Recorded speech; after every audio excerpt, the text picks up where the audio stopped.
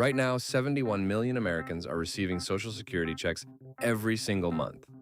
For roughly half of all single retirees, it is their only income, not their main income, their only income. The average check is $2,079 a month, and as of February 2026, the Congressional Budget Office, the government's own nonpartisan number crunchers, officially moved up the date when Social Security can no longer pay you that full amount. The new date is 2032. That is 6 years from now. If you are 55 today, you will be 61. If you are 62 today, you will be 68. And here's what most of the coverage on this story leaves out entirely. The official number, the one the government publishes, is almost certainly too optimistic. Here's why, and here's what it actually means for your money. Before we get into the math, let's make sure we're all starting from the same place. Because a lot of people, even people who've been paying into Social Security their entire working lives, don't totally understand how the system works. Here's the simplest version. When you work, a percentage of every paycheck goes into a fund. Your employer matches it. That money goes to pay the benefits of people who are currently retired. This is not a savings account with your name on it. It is more like a promise. While you're working, you pay for today's retirees. When you retire, the next generation of workers pays for you. For most of the 20th century, this worked beautifully. In 1960, there were more than 5 workers paying into Social Security for every 1 person drawing from it. Today, that ratio has dropped to less than 3 to 1, and it is headed lower. Fast. Why? Because 10,000 baby boomers are turning 65 every single day. The largest generation in American history is retiring all at once, and there aren't enough workers behind them to keep the math balanced. Now, the system did plan for this. Starting in 1983, after the last major Social Security crisis, Congress set up a trust fund, a savings cushion that would build up during the good years to cover the shortfall when the boomers retired. For 35 years, it worked. The trust fund grew to over $2.9 trillion, but since 2018, Social Security has been paying out more in benefits than it collects from workers. Every year, it draws from that cushion to make up the difference. The cushion is running out. The Congressional Budget Office now projects the trust fund will be fully depleted in 2032, and when it's empty, here's the part that almost no one explains clearly, Social Security does not stop. It keeps running, but it can only pay out what comes in from payroll taxes each month. And payroll taxes alone will only cover about 77 cents of every dollar that was promised. That's the 23% cut. Not for people who haven't claimed yet, not for future retirees, for everyone currently receiving benefits. Right now, if nothing changes, for the average retiree getting $2,079 a month, a 23% cut means losing roughly $478 a month. That's $5,736 a year, gone, automatically, no vote required. For a couple both drawing Social Security, one analysis found they could lose over $17,800 a year combined. Here's where it gets genuinely alarming, and where almost no coverage goes.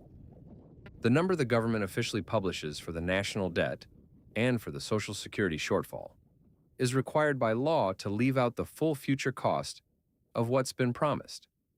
The Congressional Budget Office is legally required, under rules from the 1980s, to assume that discretionary spending doesn't grow faster than inflation over its 10-year forecast window. Economists, including people inside the CBO, will tell you this assumption has no basis in historical reality. What that means in plain English, the official projections understate the problem. The CBO's own researchers know the numbers are too optimistic. The law requires them to publish them anyway. But here's the number that is not constrained by that rule. Social Security's total unfunded obligation, the gap between what has been promised and what the system can actually pay, is currently estimated at $25 trillion over the next 75 years. That number grew by $2.5 trillion in a single year. And here's how that breaks down for your household. Every household in America, including yours, effectively owes $192,000, just for the Social Security shortfall alone. That's what it would take right now to close the gap. That number does not appear on any bill you'll ever receive. But it is real. Now here's the part of this story that has gotten almost no attention, and it should. At the beginning of 2025, Congress passed something called the Social Security Fairness Act. It was bipartisan. Both parties voted for it. President Biden signed it. It was celebrated. What did it do? For decades, public employees, teachers, police officers, firefighters, many of whom paid into separate pension systems and not into Social Security, had their Social Security benefits reduced if they also qualified for them through a second job. People argued this was unfair, and maybe it was. There were real grievances here. So Congress fixed it.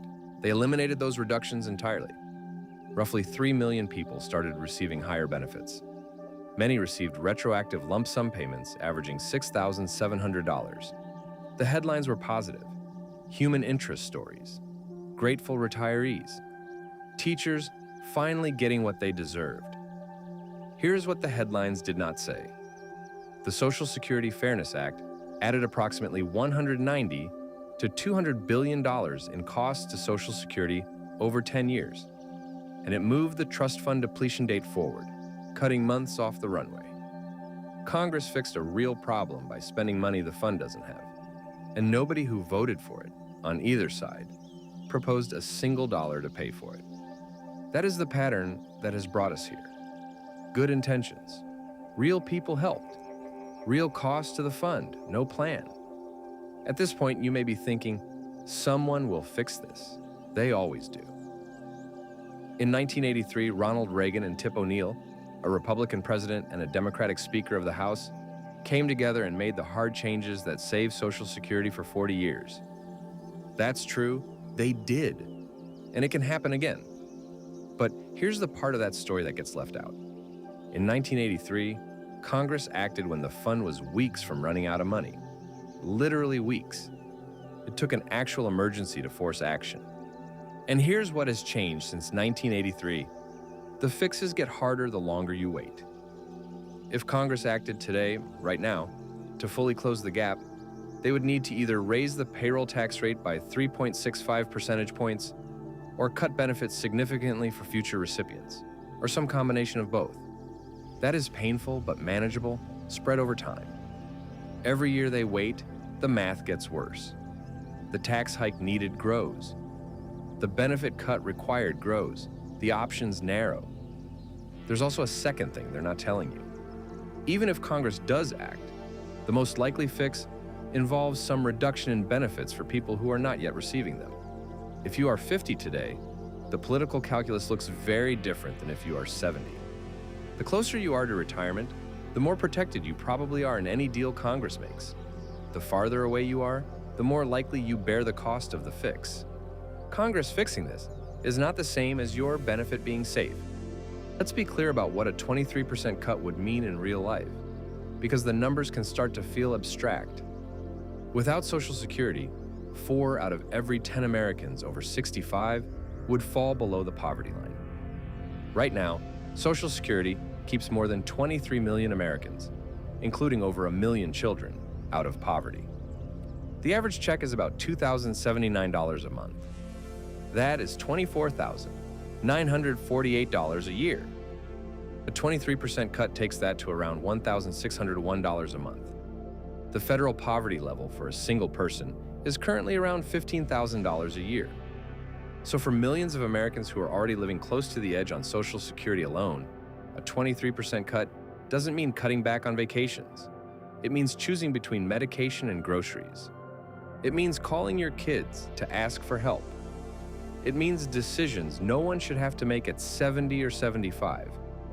And remember, 15% of women and 12% of men rely on Social Security for more than 90% of their income.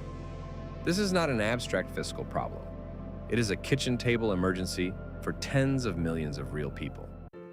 Okay, so what do you do with this information? A few things, and I'm going to keep these practical, not financial advisor complicated.